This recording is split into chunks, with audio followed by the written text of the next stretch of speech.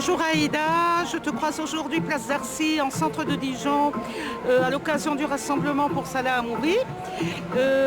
Tu peux nous dire quelle est la raison de ta présence ici aujourd'hui, s'il te plaît. Je viens soutenir Salah Hamouri qui a été en prison depuis 5 ans sans raison apparente. La justice israélienne n'a jamais pu affirmer qu'il a fait quoi que ce soit de mal. Il soupçonne seulement qu'il aurait été responsable de la meurtre d'un grand rabbin, mais ils sont certains de rien du tout. Oui. Et Salah Hamouri est un citoyen français. Donc Oui. En tant que européenne qui vit en France, j'aime quand même soutenir sa cause, la présenter au Monsieur le Président de la République, la présenter aux gens concernés afin qu'ils puissent l'aider, afin qu'il puisse délivrer un citoyen français d'une prison en Israël dans laquelle il a été pendant 5 ans sans raison apparente. C'est contre le droit internationaux et c'est contre les droits humains en France.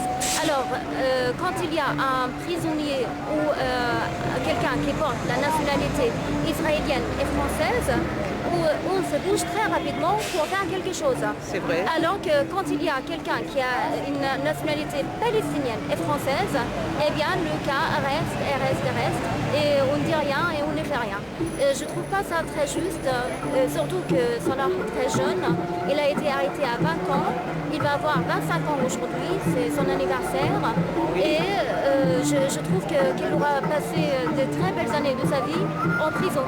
Et même sa mère, qui a essayé de porter son cas en justice ici en France, n'a jamais pu avoir une audience ni chez le président, ni chez quelqu'un d'autre, alors qu'elle se bat depuis que son fils a été arrêté pour la libération de son fils.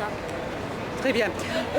J'ai entendu parler, enfin on entend dire qu'il y a tout de même 2 poids 2 mesures, dans la mesure où on met en évidence le fait du soldat Gilad Shalit. Voilà.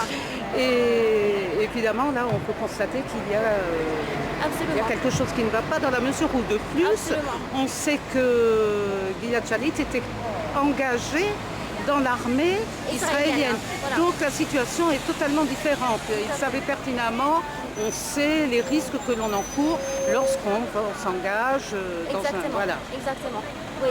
Et alors pour Shalit, on a fait des soirées, on a fait des manifestations au niveau de la mairie de Paris.